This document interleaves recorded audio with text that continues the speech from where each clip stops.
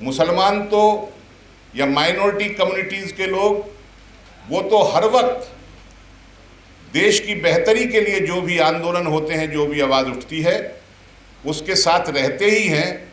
लेकिन पिछले कुछ वर्षों से मुझे ये कहने में कोई हिचकिचाहट नहीं है कि बहुसंख्यक समुदाय के अंदर जो धर्मनिरपेक्ष ताकतें होती थीं, जो बहुत वोकल होती थीं, उनकी संख्या बहुत कम भी हो गई है, और जो बची खुची हैं उनमें से अधिकांश लोग मौन भी हो गए हैं। कुछ आशुतोष जैसे लोग या रतनलाल जी जैसे लोग या कोहली साहब जैसे लोग, मित्तल साहब जैसे लोग, गिने चुने लोग बचे हैं। लेकिन मैं 20 साल पहले का जब नज़ारा देखता हूं, जब कभी सांप्रदायिकता के सवाल पर कोई बात होती थी, तो बड़ी संख्या में अल्पसंख्यकों से ज़्यादा बहुसंख्यक लोग ह्यूमन चेन बनाकर, नारे लगाकर, भाषण करके सांप्रदायिकता के खिलाफ खड़े होते थे। लेकिन आज वो बहुत हद तक उसमें कमी आई है। इस बात पर भी सोचना और विचारना चाहिए बुद्धिजीवियों को कि ऐसी स्थिति क्यों बन गई है। मीडिया के बारे में मुझे कुछ नहीं कहना। संविधान के अंदर 4 स्तंभ नहीं बताए गए हैं हमारे समाज के, वहाँ 3 ही बताए गए, न्यायपालिका, विधायिका और कार्यपालिका। ये चौथा तो लोहिया जी जैसे विद्वानों ने जबरदस्ती घुसाया इसमें कि भाई इन्हें भी लाओ, ये चौथा बनाओ। हालांकि तिपाही पर भी अच्छा खासा बैलेंस रहता है, उसमें कोई परेशानी होती नहीं है। लेकिन साहब जरा सिमेट्रिकल बनाने के लिए थोड़ा अच्छा लगे, उसे 4 पे बनाना चाहिए। तो कुछ हमारे विद्वानों ने देश के उसमें ये चौथा खंबा जो है जबरदस्ती घुसा दिया। अब जो काम जबरदस्ती किया जाता है तो वो कुछ दिनों तो अच्छा लगता है, फिर बाद में जो है उससे परेशानी पैदा होने लगती है, जो जबरदस्ती किया हुआ काम है। तो उस स्थिति में हम लोग आज पहुंच गए हैं। लेकिन फिर भी बहरहाल मीडिया का एक अहम रोल है, और मीडिया सिर्फ वही मीडिया नहीं होता है जो पूंजीपतियों के चैनल चलते हैं या अखबार चलते हैं वही मीडिया हो। मीडिया वो भी है जो हमारे शम्स भाई चलाते हैं, और ऐसे सैकड़ों हजारों लोग आज जो है अपनी सेवाएं समाज को दे रहे हैं और समाज को बेहतर करने के लिए कर रहे हैं। लेकिन हमारे उत्तर प्रदेश के अंदर बीजेपी वालों ने एक बहुत बढ़िया काम कर दिया। इन्हें जो ये सोशल मीडिया चलाते हैं, इन्हें इन्फ्लुएंसर की संज्ञा दे दी, और उसका सीधा सीधा काम ये है इन्फ्लुएंसर का कि अगर आप समाज में कुछ कायदे की बात कहोगे तो आपको सजा हो जाएगी, और अगर योगी जी का और मोदी जी का गुणगान करोगे तो आपको 70,000 रुपए से लेकर के 2 लाख रुपए महीना तक की आमदनी हो जाएगी। तो अब पता नहीं कितने इन्फ्लुएंसर जो हैं वो अपने सही रास्ते पर बाकी रहेंगे, और कितने इन्फ्लुएंसर वहां दरख्वास्तें लगाएंगे जाकर के साहब हम मोदी जी का, योगी जी का गुणगान करेंगे। धारा 51 का जो संविधान का अनुच्छेद है उसमें मूल कर्तव्य है, 11 हैं वो, 1 2 3 करके ABCD करके 11 तक जाते हैं।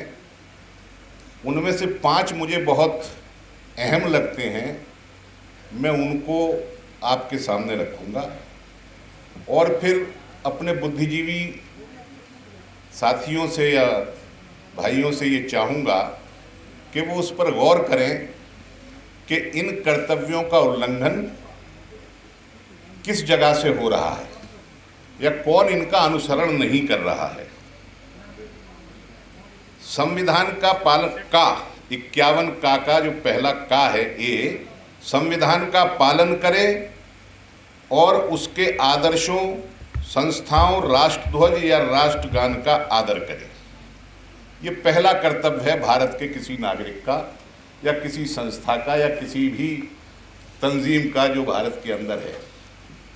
अब संविधान का पालन कौन नहीं करता है, ये सवालिया निशान है बुद्धिजीवियों के सामने, एक्टिविस्टों के सामने, नेताओं के सामने, कि उनको किसी जगह पर बेनकाब किया जाना चाहिए या नहीं किया जाना चाहिए। स्वतंत्रता के लिए हमारे राष्ट्रीय आंदोलन को प्रेरित करने वाले उच्च आदर्शों को हृदय में संजोए रखे और उनका पालन करे। तो कौन से ऐसे आदर्श थे जिन्होंने स्वतंत्रता आंदोलन को प्रेरित किया? मेरे हिसाब से और आपके हिसाब से सबसे बड़ा जो आदर्श था स्वतंत्रता के आंदोलन में जो विकसित हुआ वो था, और जो हमारे भारतीय संस्कृति का भी हिस्सा रहा है, धर्मनिरपेक्षता का आदर्श।